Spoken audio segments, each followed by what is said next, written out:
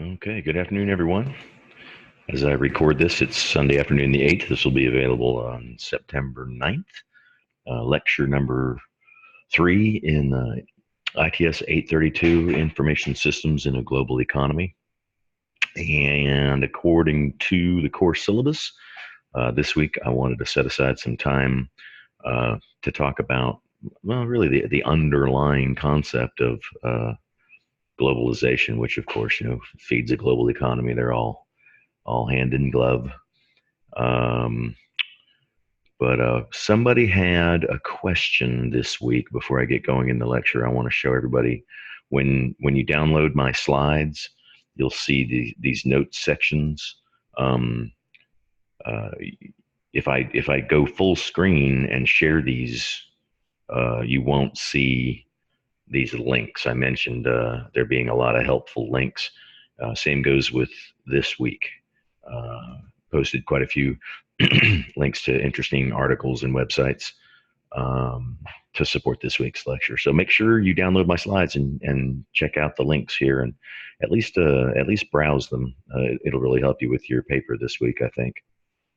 Okay, so I'm going to go into slideshow mode now from the beginning. Okay, so lecture number 3. I can't believe it's almost fall. Let's see. We are going to talk about globalization and information systems policy. Some definitions, some key components, some research directions. I'll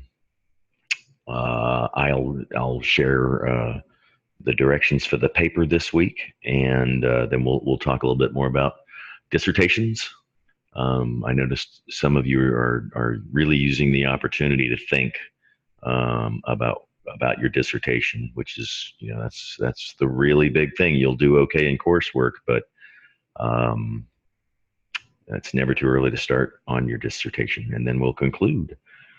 Okay, so if you go out and use a Google search, there's a slightly different twist to the definition of what globalization is, but it's really just the flattening of the earth, as Friedman put it. The author Tom Friedman, and the world is flat.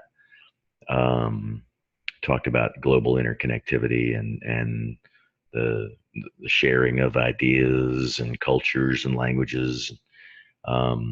Here's a couple of different definitions I found on the internet. I like the Investopedia because it moves beyond business, which a lot of people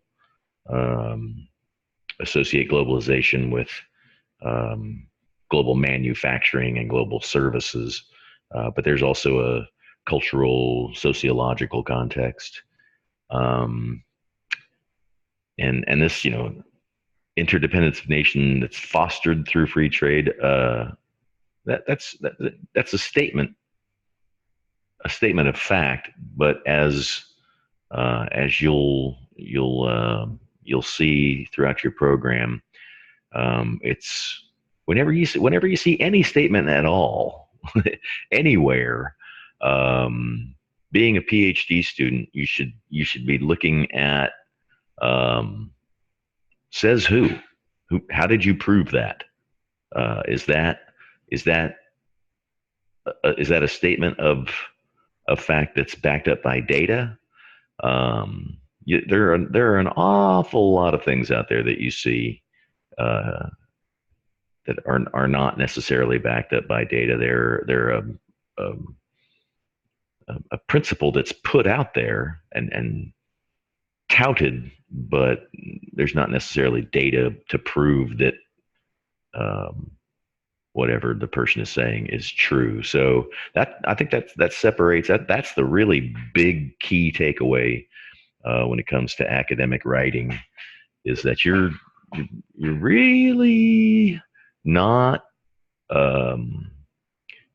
encouraged to state things that haven't been proven through the scientific method until you're in the discussion phase and of an article or whatever, where everyone is welcome to contribute their thoughts. But as you build your case, as you build your argument, your background of a journal article or your dissertation, you see more and more reliance on the literature. So yeah, fostered through free trade. I don't know. It could be fostered through a lot of things. It could be fostered through academic exchanges. It could be fostered through diplomacy. Um, so anyway, sometimes you'll see people advocating an agenda more than stating facts. But anyway, that was kind of a side note. Okay, the components of globalization. So we're saying it's the spread of products, technology, services, information, attitudes um, across national borders and across cultures. Um, yeah, and that is happening more and more and more and more, and it's all uh, supplemented by information systems, if not driven by it. Um, that would be an interesting research project to see if globalization has increased in the information age measurably, some way to measure that.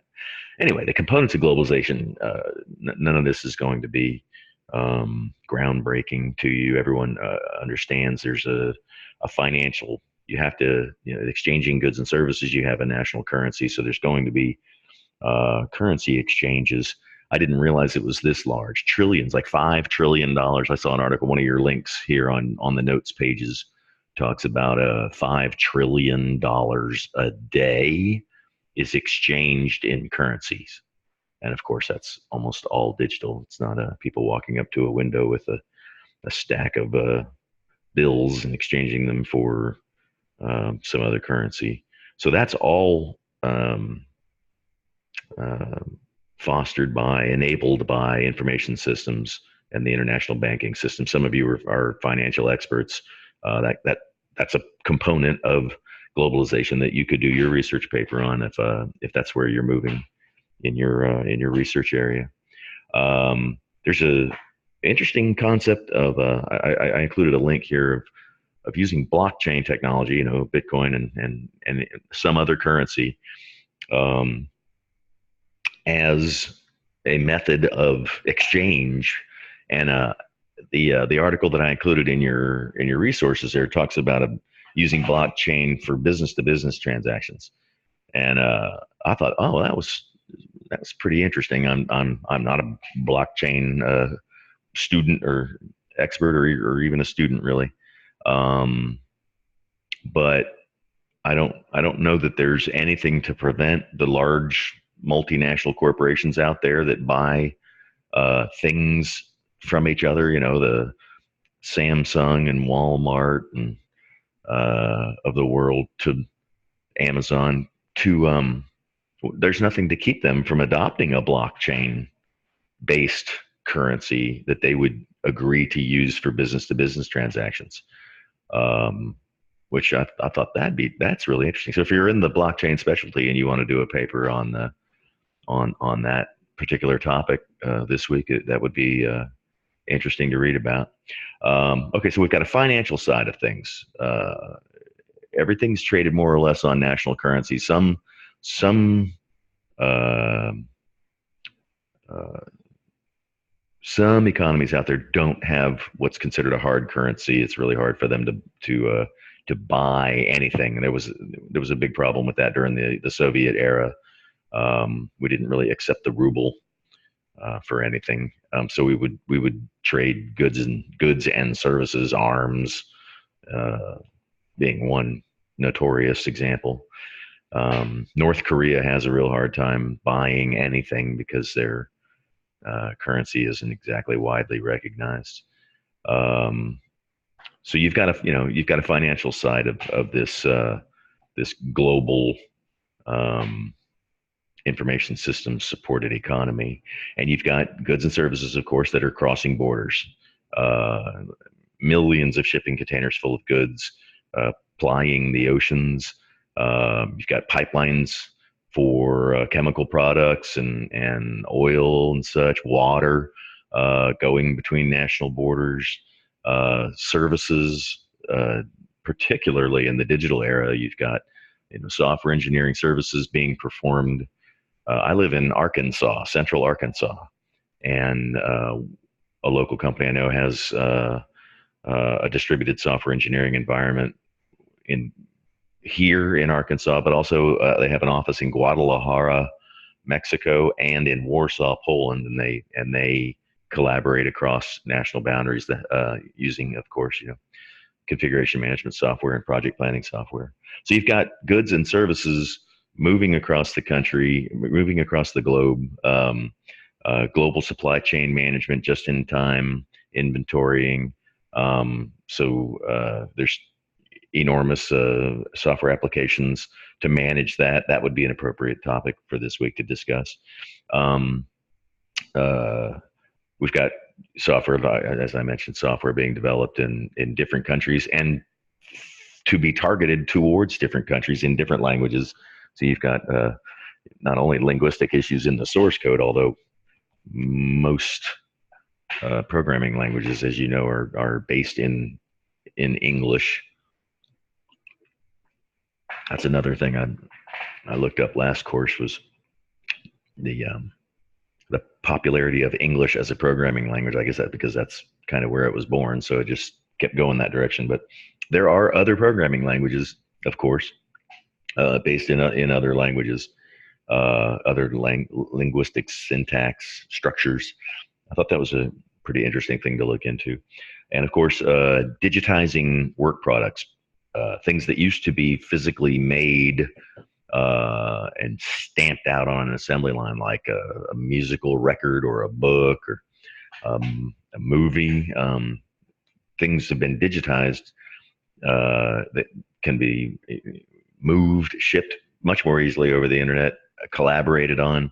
Any large scale movie nowadays that has computer graphics, you'll see that work product being being managed in one place, but worked on in somewhere else. Digital products, it just doesn't really matter where you're sitting. Many of you are software engineers. You moved to America, and you're doing work that you could do anywhere on the globe.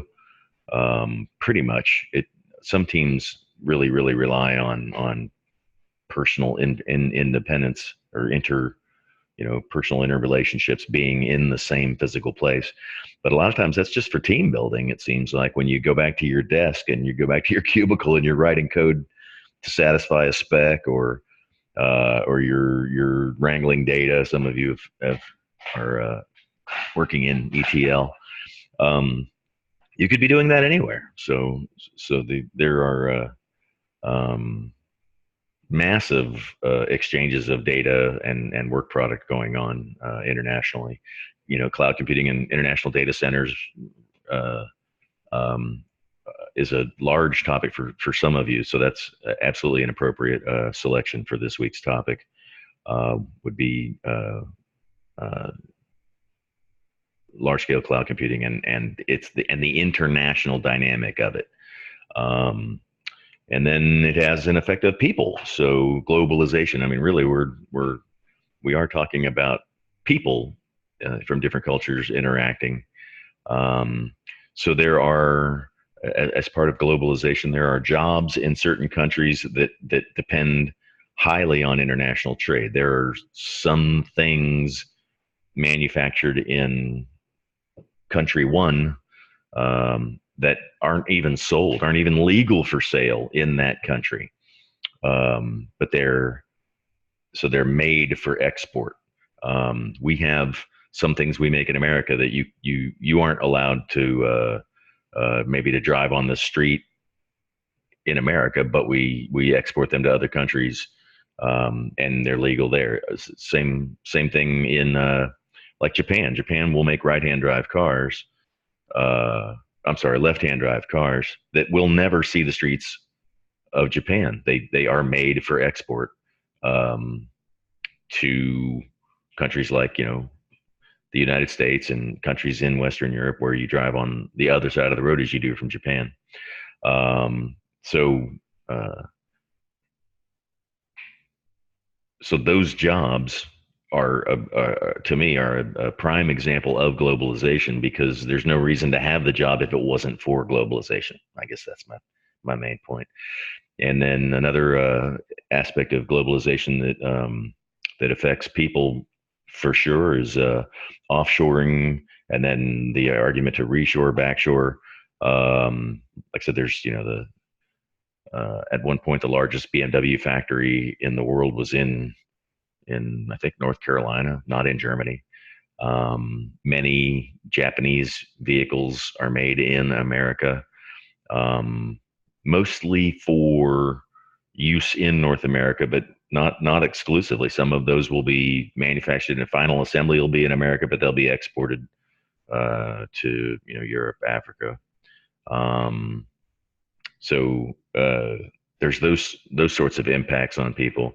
And then this final bullet is absolutely appropriate to talk about this week and write about.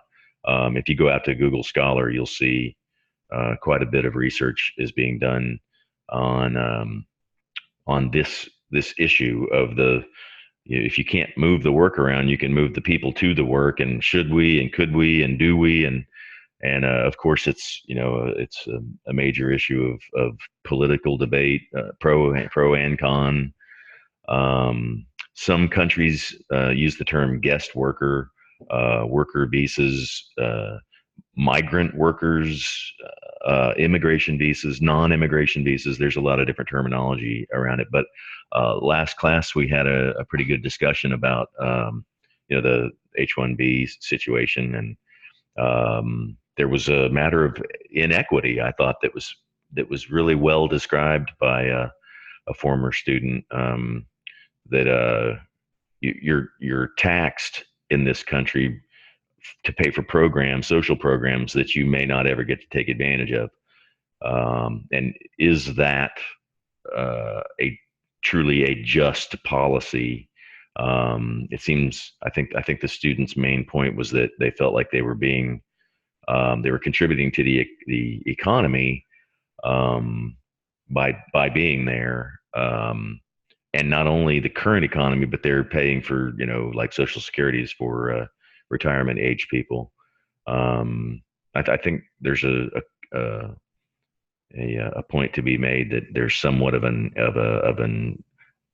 injustice and inequity when that's concerned. So there's research on that. There's research on attitudes towards it, by the visa holders and by the host nations, and of course the United States is by far not the only country to have uh, another term, foreign workers. We have foreign workers in this country, but Americans go and work. We call them expatriates, expat workers. A lot of my friends work in the Middle East, um, Central Asia, Southwest Asia.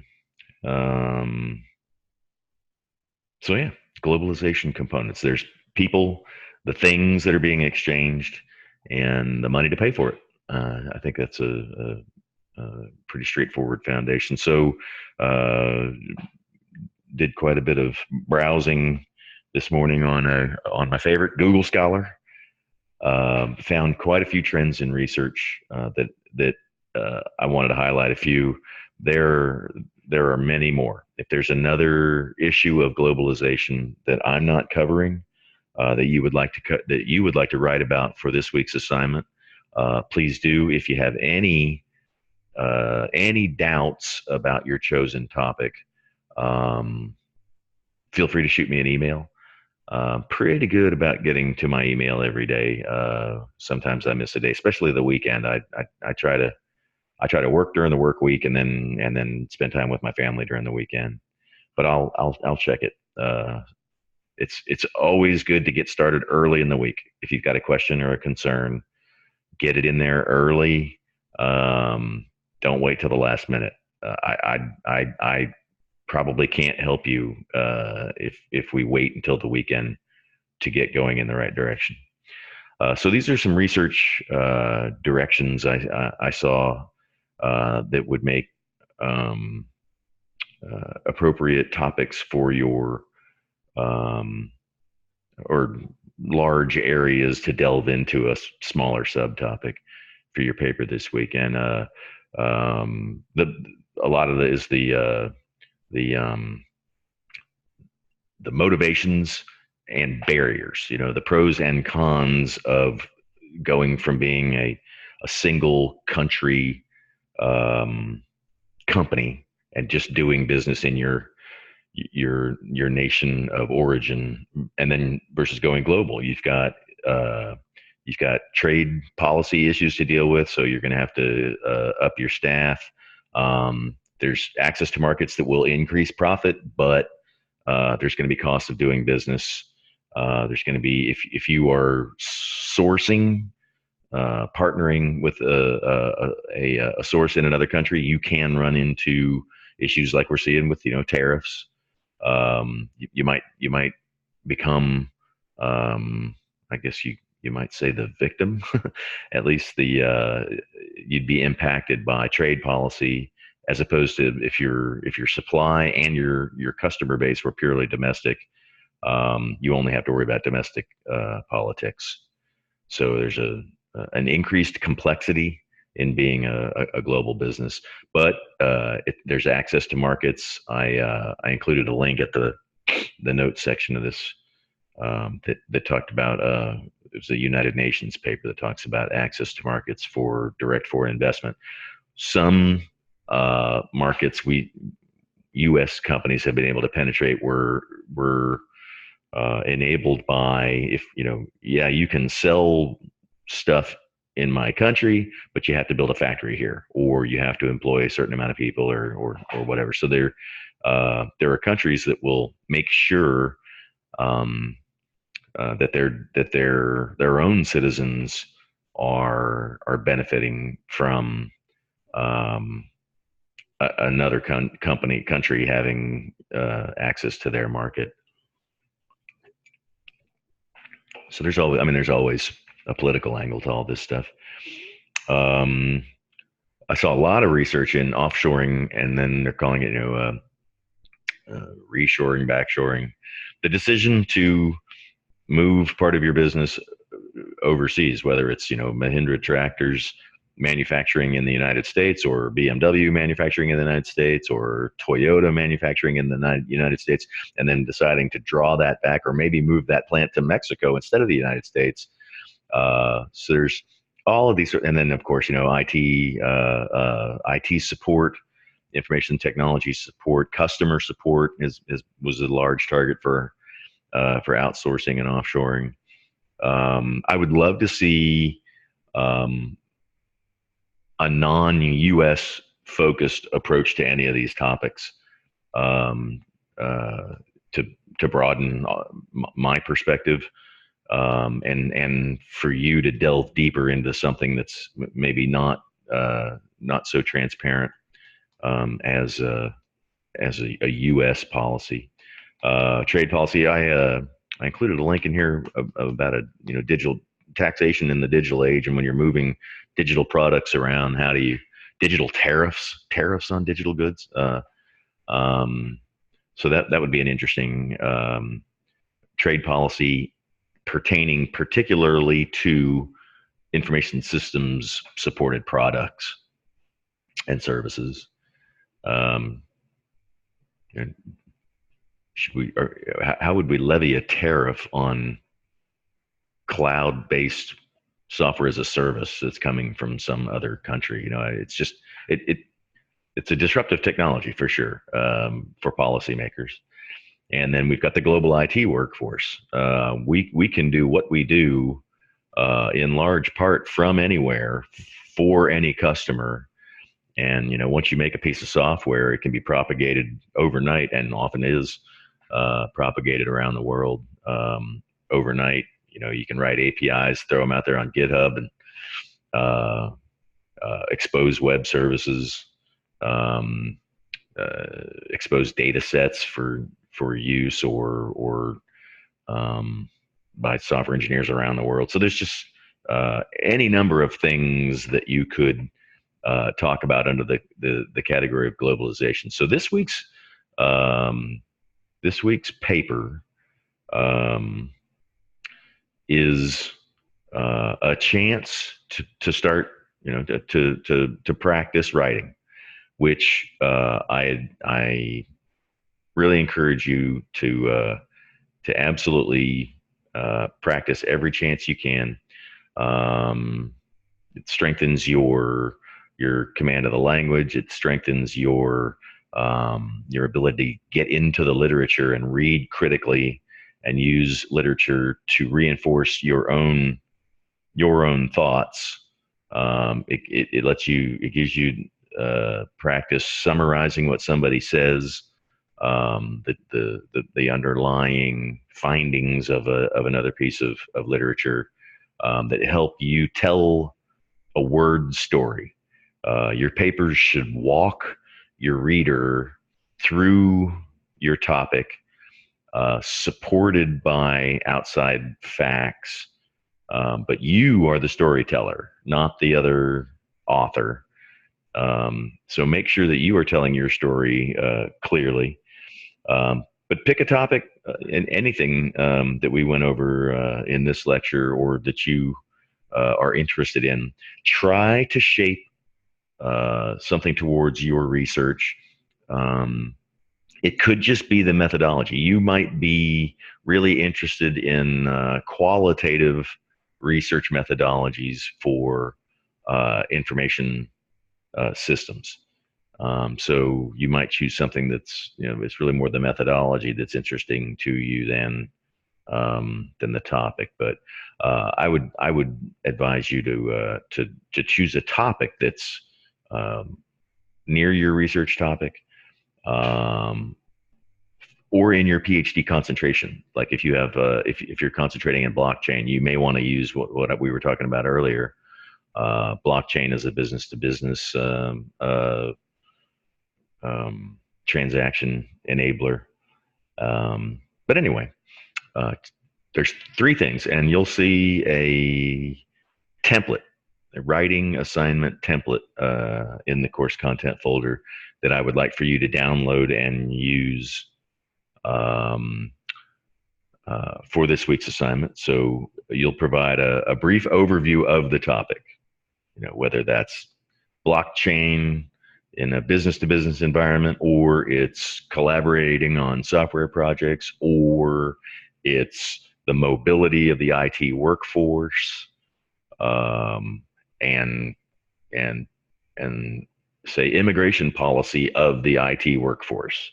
Like I said, that was a great topic of discussion last course, and would certainly make a good topic for you. So do an overview of the topic, half a page, current trends in that topic.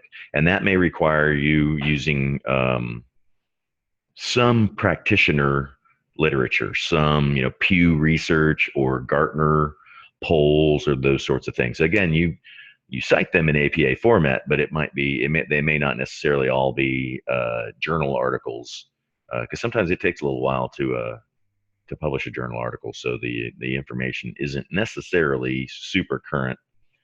And then inside your article, you're going to go look for recommendations for future research, and I've got an example of that I'll show you here in a minute. So use the template in the course folder, in the week 3 folder, and name it using this naming convention, last name underscore first name at the end, which I used in the folder. You'll see ITS832 writing assignment 1 dash last name underscore first name, so that when I put them into a folder, I can easily sort them really by last name is the whole objective there. And there are spaces before and after the dash. So there you go. Please name it like that when you upload it to the classroom. And when discussing current trends, use recent articles. There's no point in citing a source from 2008. Use last couple of years, or a current website that's up to the minute. news article, that kind of thing. Please, no direct quotes, as always, unless you're defining a term, and then it should only be a short quote, and it should be cited in APA format. I'd like to see 2 pages minimum, 3 pages maximum. So you should be on your 3rd page. And of course, that does not include the title page or the reference page, but you'll see in my in the template. So 2.5 pages of content, please. And this is due Sunday, September 15th by midnight on the system clock. And as always, it's bolded in yellow in the syllabus. Please, no late assignments. Uh, and that's that. Get on it early, and if you have something come up at the last minute, as something always does, then it might be late. I would write my paper starting Monday night and pretend it's due Friday night. I wouldn't even wait until the weekend to work on it. All right. So that's the research paper number 1. 3 sections. I put them in the template. If you just follow that template and write originally, everything will be fine. And then, of course, email me if you have any doubts on your topic, your chosen topic, if it's appropriate or not. Shoot me an email. I'll make sure and get right back to you. Okay, so every week I want to talk about your dissertations moving forward. I believe next week we are going to devote a week to the foundation of a dissertation. Some of you I can see are not using bibliographic software, because if you were, your references would be in APA format because it's just so easy to do that. So if you haven't watched it, please go back to week 1 and watch. It's about a 25-minute lecture on how to use EndNote and Word together to manage bibliographic material, to manage your articles. It's really magic. I highly recommend it. So I'll, as long as I see those sorts of things, I'll keep mentioning it. I wanted to show you some stuff in Google Scholar this week. So before I talk about this, I will talk about this. So if we go out here to Google Scholar, nope, not that one. Go to Google Scholar. Okay. So here is absolutely the best thing that ever happened to me on my doctoral journey.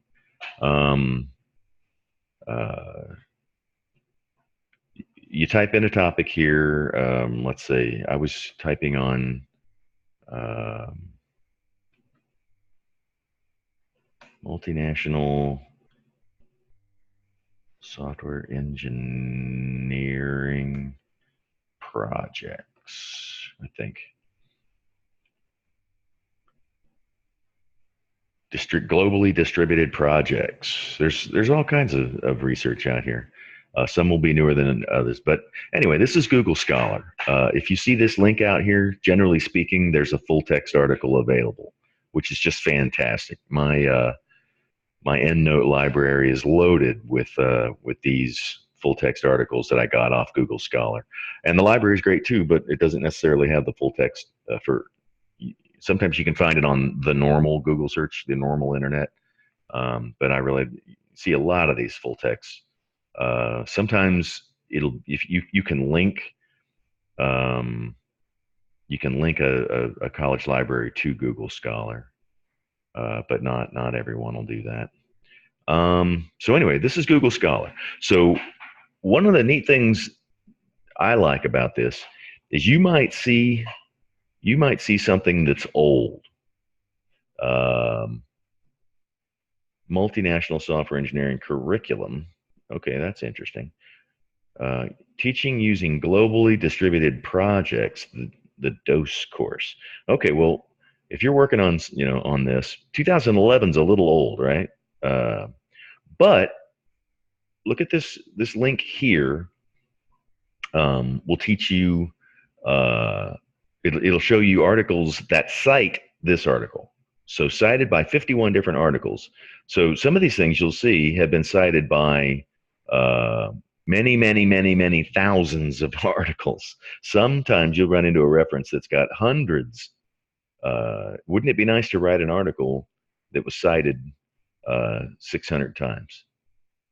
So we're going to go here and we're going to see what articles cite this one. But the really good thing about that is you can go and look for more recent ones now. So now we're looking at all the articles that cited that one, and we can come in here, and I only want to see recent articles that cite that one because it probably is going to be closely related. Uh, Here we go, 2019, Challenges in Teaching Global Software Engineering to Undergraduate Students, a course design. Okay, redesigning. So this is all going to be about teaching software engineering. But I'm not seeing the 51 that it talked about.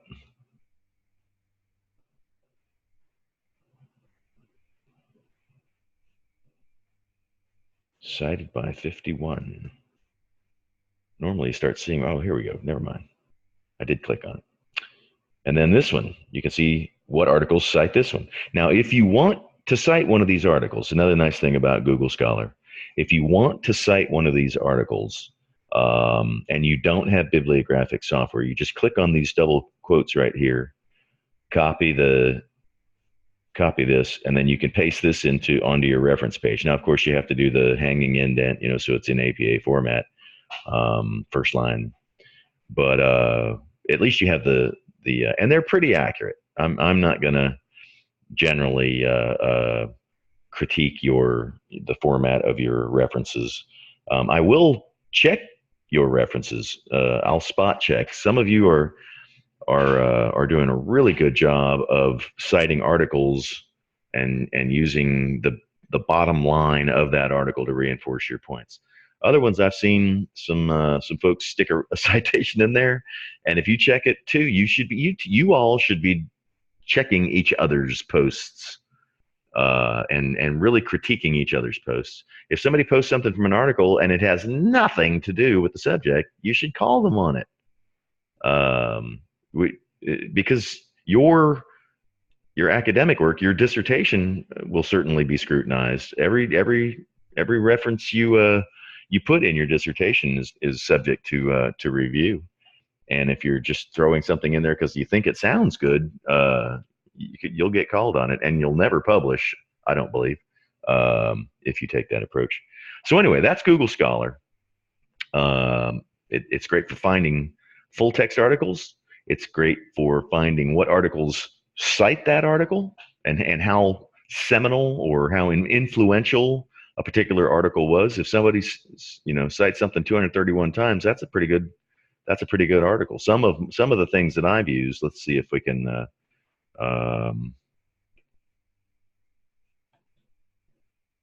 Paul Leonardi is one of the prime researchers in mine. Here you go, 1100. That's his dissertation, I believe. No. That's his article. His was even further back than that. But 1,000, getting cited 1,000 times, that's pretty influential. Particularly when the people that are citing you are writing in a noteworthy journal, which I posted about in week 1. Make sure you're going back occasionally and checking each week's content folder. The things that I posted may not have seemed all that relevant to you back then, but they probably do now. So anyway, that's Google Scholar. I really hope you're taking advantage of it. But I wanted to show how you can support your statement of future research. I don't want your opinion of what future research is, what future research recommendations are. You'll see the way I phrased it in my template. Authors are recommending future research based on their research, and they'll put it in an article. Here, I want to show you this article. And if you search for this, you'll find the full text also. How does customer service offshoring impact customer satisfaction? And this is just a publication that gets repeated, or it's a study that gets repeated occasionally, or a topic anyway that gets addressed.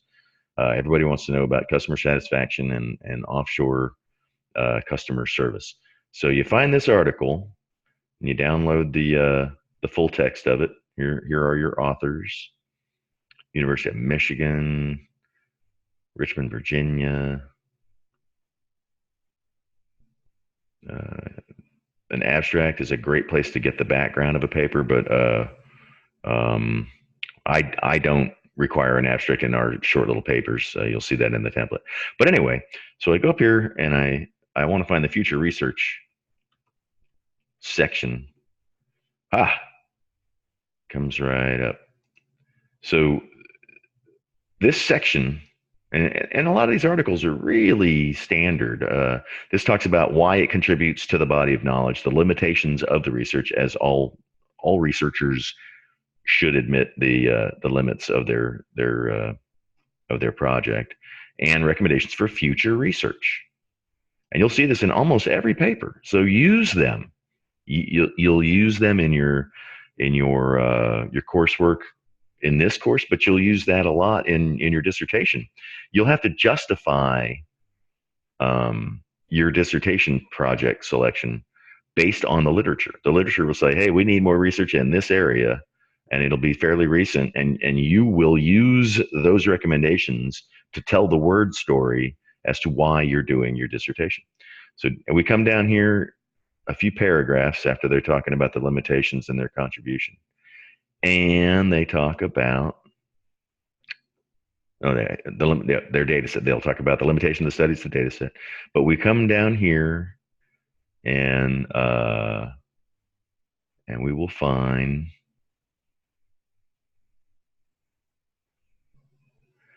here we go. I love the way they stated this. We believe there are at least two opportunities for future research to extend and enrich the findings in this paper.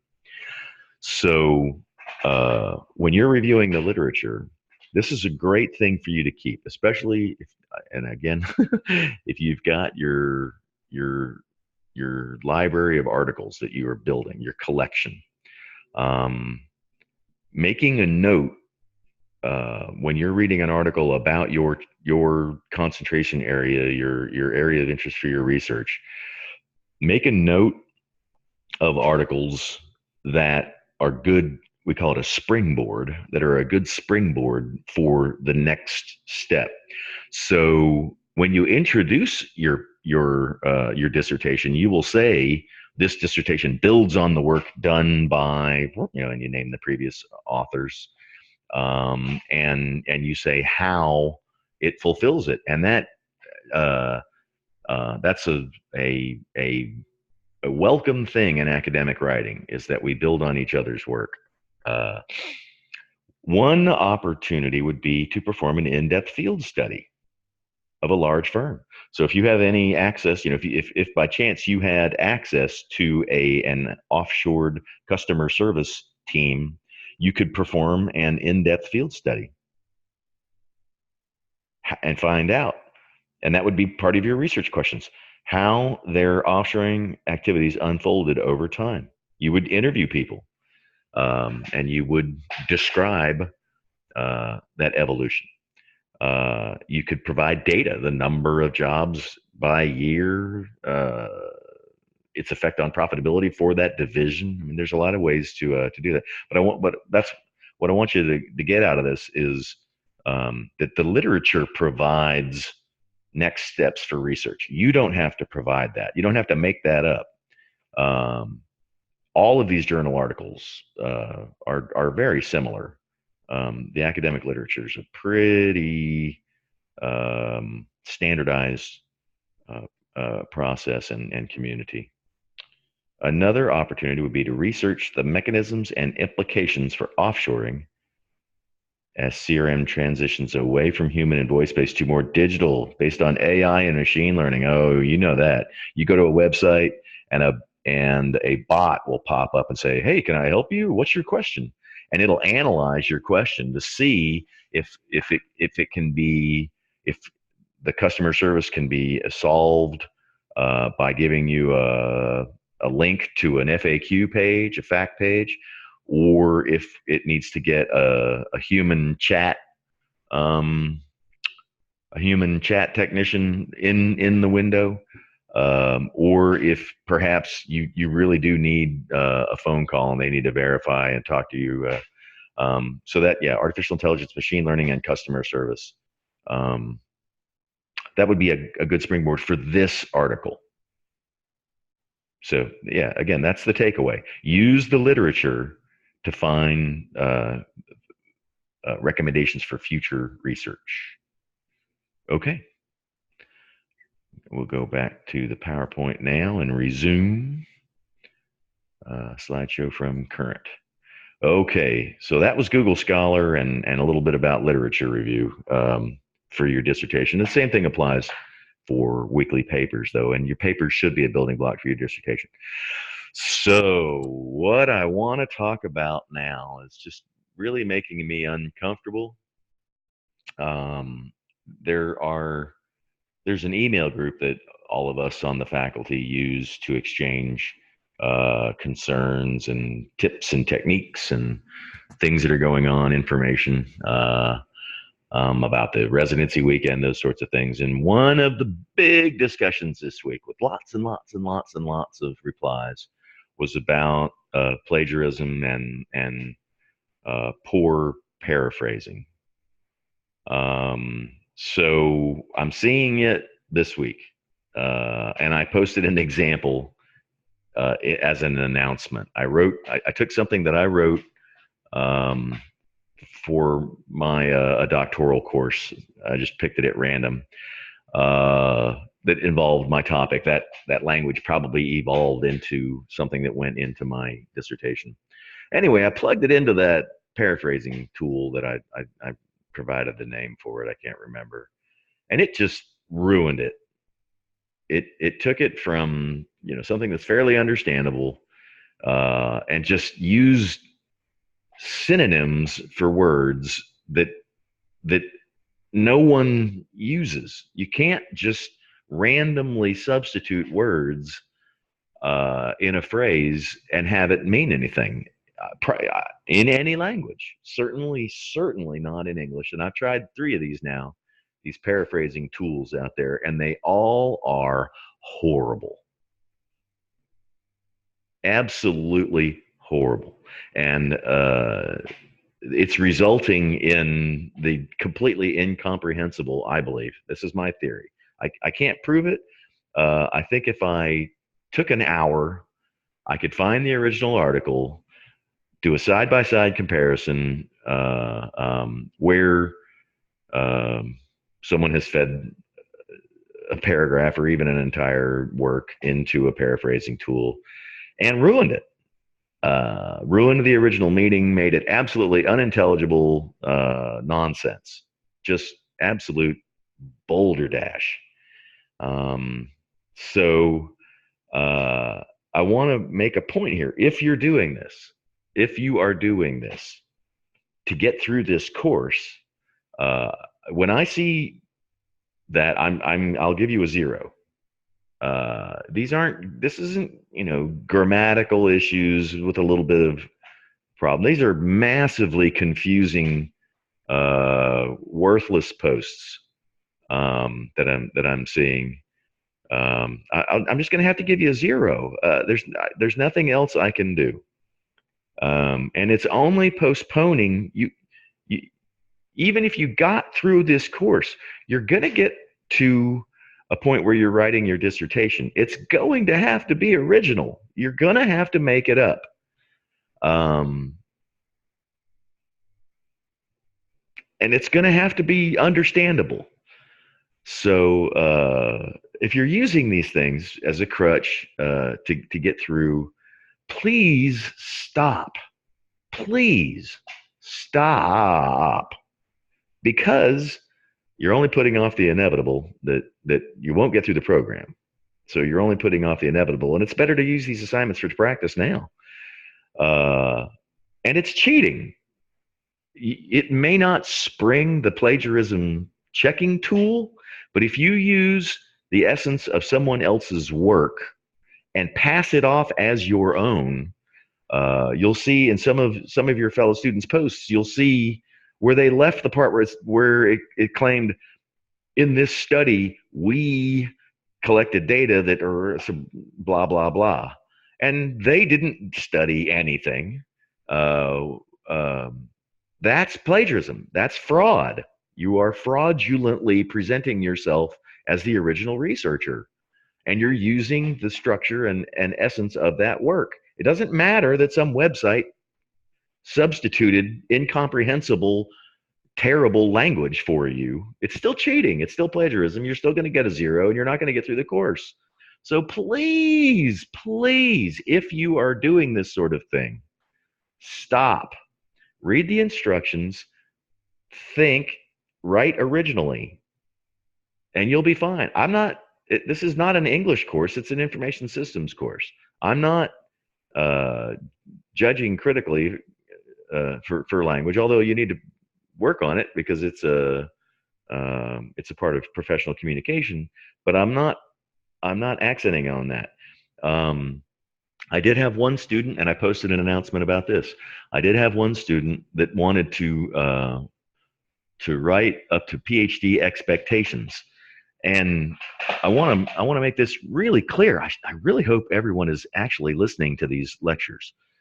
Sometimes I get the impression that people are not. They're just posting the discussion and moving on. Um, no one expects you to write like a PhD right now. You're not PhDs. You're PhD students, and most of you are in your first semester. Um, so I don't expect you to know the the the underlying philosophies or of research and writing. But I do expect you to be willing to learn and to try your best on your own. Um, so please, like in class discussion, I'm still seeing reworded, paraphrased tool nonsense in reply to someone's post. And you're not putting it in context, and it's not helping the conversation. You're just checking a square, but well, when grades come out, it's not going to be pretty. Um, but uh, I have to do my job, and and please don't send me an email saying you didn't understand and you would like forgiveness. Everyone does understand. Everyone knows what they're doing when they take someone else's work and they stick it in a paraphrasing website and then they post it. You know you're not supposed to do that. So don't be silly and tell me that this is your first semester and you didn't understand, because we both know that's not true. Um, anyway, I I hope to stop having this conversation. And if we're still having this conversation at the residence weekend, really, how uncomfortable is that going to make our relationship? If I'm looking at something that you posted from a rewording website at the residency weekend, then we've both failed as colleagues. Okay, so I also wanted to add the link again. I'm still not seeing 100% adherence to APA format. So there's the link there. Everybody should have uh, ready access to APA templates. The discussion, I'm not so worried about APA paper format, but your references should be in APA format, and you should be writing stylistically in APA. The only exception would be I want you to use personal pronouns. Generally speaking, in academic writing, you write in the third person. Um, but in class discussion, I want to see you writing using personal pronouns. And that's another clue for us all. When you post something in there and you don't talk about your own personal experience and you don't put it all in context of the person you're talking to, we know what you're doing. And I want you all to call each other on it. I want you all to hold each other to a higher standard. I'm seeing that. I'm seeing some of it, and I'm applauding it in class. When you respond to a fellow student who is wasting your time, and you tell them, I don't understand what you're posting, you didn't follow the instructions, you're helping me, you're helping them, you're helping the community of researchers. So I encourage you in this environment to challenge each other professionally. It isn't a personal attack. Don't attack each other personally, uh, but hold each other accountable professionally. That's what we're doing here. Uh, um, Maintaining the rigor of the research community. Okay. In conclusion, we talked about information technology, and it enables global businesses. Absolutely, uh, couldn't do business without it, and it is a global business in the form of the exchange of digital services and products. And on the hardware side, we last week, or no, week one, we I posted a map of the fiber optic submarine cable system. It truly is a global community, a global village, where ideas, goods, and services are being shared at a dramatically faster pace than ever in any generation that came before us. So there's plenty of room for research in that area. Remember, we do not have a discussion post this week, so I just want to preempt the question. Some people might want to clarify that there's no discussion, but I wanted to make sure that we understand all we have this week is the paper. Uh, and again, three pages maximum. The sweet spot, proverbially speaking, would be 2.5 pages of content. I don't have time. You don't have time to write 10 pages, and I don't have time to read 10 pages. So please, 3 pages, absolutely maximum. And if you have any questions or concerns, please email me. I'll get back to you as soon as I can. Okay, and that'll conclude week three's lecture. I wish you all a good week.